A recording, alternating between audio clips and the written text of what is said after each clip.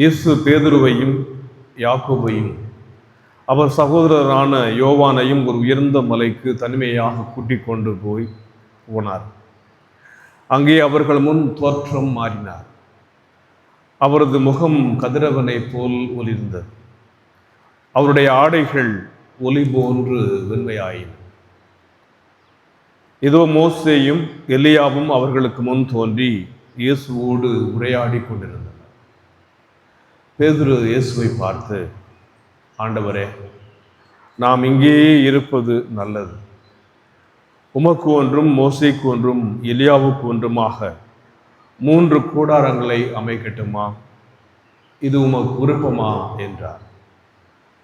அவர் தொடர்ந்து பேசிக் கொண்டிருந்த போது ஒளிமயமான மேகம் ஒன்று அவர்கள் மேல் நிழலிட்டது.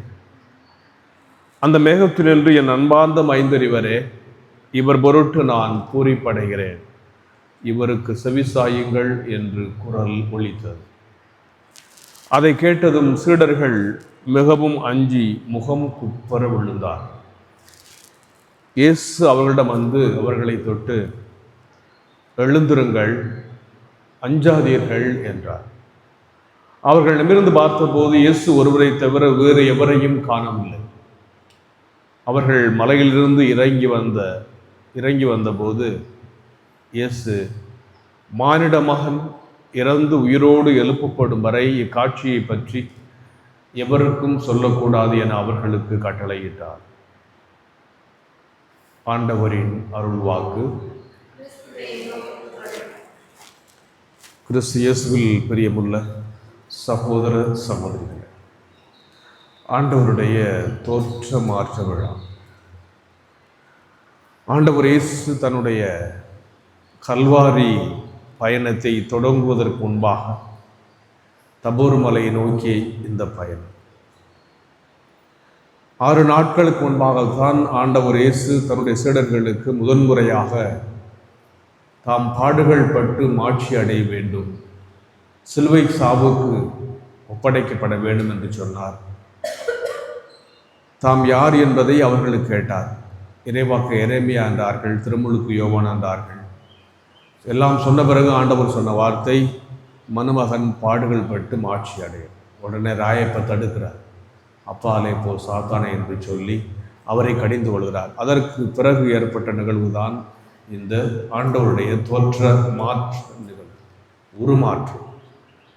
2009ஆம் ஆண்டு ரோமிலே படித்த போது நாங்கள் இந்த தபோர் மலைக்கு 58 குருக்கள், உலகம் முழுவதும் இந்த என்னோடு படித்த குருக்கள் எல்லாம் டாக்டரேட்டுக்காக படிக்கிறோம். அந்த தபோர் மலைக்கு நாங்கள் சென்றபோது சம்பவலிலிருந்து மேலே ஏறக்குறைய ஒரு 3-4 கிலோமீட்டர் தூரம் நாங்கள் மேலே நின்றபோது எங்களை தாண்டி மேகம் சென்றது. அப்போது எங்களுக்கே அது ஒரு வித்தியாசமான அனுபவமாக இருந்தது. அமைதியாக இருந்தது, எந்தவித ஒரு இரைச்சல் இல்லை. அப்படி என்றால் ஆண்டவர் இயேசுவினுடைய அந்த காட்சியை பார்த்த பேதுருவுக்கு எப்படி இருந்திருக்கும்? இந்த நிகழ்வு எதை எடுத்து சொல்கிறது? எதற்காக ஆண்டவர் இயேசு அழைத்து சென்றார் என்றால், தான் யார் என்பதை கீழே அவர் விளக்கிச்சிட்டார். இப்போ யார் என்பதை அவர்கள் கண்கூடாக அனுபவிக்கிறார்கள். ஆண்டவருடைய அந்த உருமாற்றம், தோற்ற மாற்றம், அந்த முகம் ஒளிர்வது, அவருடைய ஆடைகள் வெண்மையாக இருப்பது, இது எல்லாமே ஆண்டவர் இயேசு தாம் யார் என்பதை அவர்களுக்கு நிரூபிக்கிறார். அப்படின்னா இயேசு, மோசே யூதர்கள் நம்பியது சட்டத்தை கொண்டு வந்தவர். அப்போ திருச்சட்டத்தினுடைய நிறைவு. எலியா இறைவாக்குனர், மாபெரும் இறைவாக்குனர். அப்போ ஆண்டவர் இயேசுவை அவர்கள் ஒரு இறைவாக்குனர்களாக பார்த்தார்கள். ஆக திருச்சட்டமும் இறைவாக்குனர்களும் இயேசுவிலே நிறைவேறுகின்றது. இயேசுவினுடைய அந்த இறுதி பயணத்தை அல்லது ஆண்டவர் இயேசு மேற்கொண்டிருக்கின்ற அந்த சிலுவை சாவை பற்றி தான் இவர்கள் பேசிக்கொண்டிருந்தார்கள். எனவே இயேசு தாம் மேற்கொள்ள இருக்கின்ற அந்த கல்வாரி பயணத்தை பற்றி இவர்களோடு கலந்து ஆலோசித்தார் என்று விவிலிய அறிஞர்கள் சொல்கிறார்கள். அப்படின்னா சிலுவையின் வழியாகத்தான் மீட்பு, துன்பத்தின் வழியாகத்தான் மீட்பு என்பது இந்த ஆண்டவர் இயேசு இந்த நிகழ்வுகளே வெளிப்படுத்துவது. இந்த விழா தொடக்க காலத்தில் 4வது 3வது 4வது நூற்றாண்டிலே கொண்டாடப்பட்டு வந்தது. அதற்கு பிறகு அது எருசலேம் மற்றும் ஆசியா, அந்த மத்திய கிழக்கு நாடுகள் அந்த பகுதியில் தான் இது கொண்டாடப்பட்டு வந்தது தொடக்க கால திருஅவை.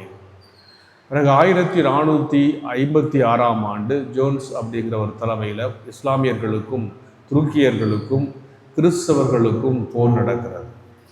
இந்த போரிலே கிறிஸ்தவர்கள் ஜோன்ஸ் என்பவருடைய தலைமையிலே ஜெயிக்கிறாங்க. அப்போது திருத்தந்தையாக இருந்த 3ஆம் கலிஸ்டஸ் என்ன செய்கிறாருன்னா, இந்த விழாவை உலகம் முழுவதும் நாம் கொண்டாட வேண்டும், கிறிஸ்தவர்கள் வெற்றி பெற்றிருக்கிறார்கள். எனவே அந்த வெற்றி பெற்ற நாள் ஆகஸ்ட் மாதம் 6ஆம் தேதி. ஆண்டவருடைய தோற்ற மாற்றம், மாட்சி, இயேசு சிலுவையின் வழியாக உயிர்ப்புக்கு வந்துட்டார். எனவே மாட்சி பெற்று விட்டார். எனவே நாம் வெற்றி பெற்று விட்டோம் என்று சொல்லி திருத்தந்தை 3ஆம் கலிஸ்ட் அவர்கள் இந்த விழாவை உலகம் முழுவதும் கொண்டாட பணித்தார். அப்படித்தான் இந்த விழா திருச்சபையிலே ஆண்டவருடைய உருமாற்ற விழா, அல்லது இப்போது புதிய தமிழில் தோற்ற மாற்ற விழா என்று சொல்கிறோம். துன்பத்தின் வழியாக மாட்சி. அப்படி நீங்கள் மாட்சி அடையணும்னா இவர் யாருப்பா? இவர் என்னுடைய அன்பார்ந்த மகன், இவருக்கு செவிசாயுங்கள் என்று ஆண்டவர் இயேசு யார் என்பதை சீடர்களுக்கு வெளிப்படுத்துகிறார். அந்த அனுபவத்தை பார்த்த உடனே ராயப்பரால் தாங்கிக் கொள்ள முடியல. ஆண்டவரே, நம்ம இங்கே இருந்துடலாம், மேலே இருந்துருவோம், கீழே போக வேண்டாம் அப்படின்னா அந்த சந்தோஷம், அந்த மகிழ்ச்சி இருந்துருவோம். இல்லை, நம்ம கீழே போகும் என்று பற்றி ஆண்டவர் சொல்கிறார். ஆக துன்பத்தின் வழியாகத்தான் மாட்சி. 27 ஆண்டுகள் ராயப்பருக்கு பிறகு திருச்சபையில் அதிகமாக திருத்தந்தையாக இருந்தவர் புனித 2ஆம் ஜான் பால். 2004ஆம் ஆண்டு நான் அவரை பார்த்தேன். இப்போது அவர் புனிதர். அப்போ 2005ஆம் ஆண்டு ஏப்ரல் மாதம் 9:32 அவர் இறந்துட்டார். அவர் இறப்பதற்கு கொஞ்ச நாளைக்கு முன்பாக ஒரு இளம் பத்திரிகையாளர் என்ன சொல்கிறாரு, உங்களுக்கு வயசு ஆகிடுச்சு, புற்றுநோய் இருக்குது, முதுகு வலி இருக்குது, இடுப்பு வலி இருக்குது, உடலெல்லாம் நடுக்கமாக இருக்கிறது, இவ்வளவாக நீங்கள் கஷ்டப்பட்டுருக்கிறீங்க.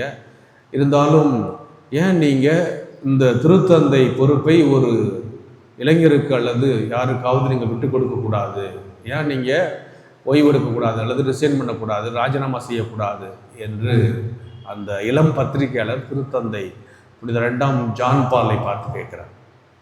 அப்போது 2ஆம் ஜான் பால் சொன்ன பதில், ஆண்டவர் இயேசு கிறிஸ்து வேதனையை அனுபவித்து சிலுவையிலே தொங்கிக் கொண்டிருந்த பொழுது உங்கள் யாராச்சும் போய் அவரை இறக்க முடிந்ததா? அல்லது அவர்தான் அந்த துன்பம் வேண்டாம் என்று சிலுவையிலிருந்து இறங்கி வந்தார்? இல்லை. ஆண்டவர் இயேசுவுக்காக நான் இந்த துன்பத்தை ஏற்றுக்கொண்டு சான்று பகர்கிறேன் என்று சொன்னார். ஆக இன்று அவர் புனிதராக இருக்கிறார். எனவே துன்பத்தின் வழியாகத்தான் மாட்சி, எனவே துன்பத்தின் வழியாகத்தான் மீட்பு என்பதை ஆண்டவர் இந்த தோற்றமாற்ற நிகழ்வழியாக நமக்கு எடுத்து சொல்லுகிறார். எனவே நம்முடைய வாழ்க்கையில் நாம் உண்மையான கிறிஸ்தவர்களாக இருக்க வேண்டும் என்றால் திருத்தந்தை 2ஆம் ஜாலை போல நாம் நமக்கு வருகின்ற அந்த துன்பங்களை ஏற்றுக்கொண்டு அந்த துன்பங்களை கிறிஸ்துவுக்காக நாம் ஒப்பு கொடுக்கிற போது நமக்கும் ஆண்டவர் இயேசு அவருடைய பிரசன்னத்தை தருவார். நாமும் கிறிஸ்துவை மாட்சியை காண்போம் என்ற நம்பிக்கையில் தொடர்ந்து ஜெபிப்போம்.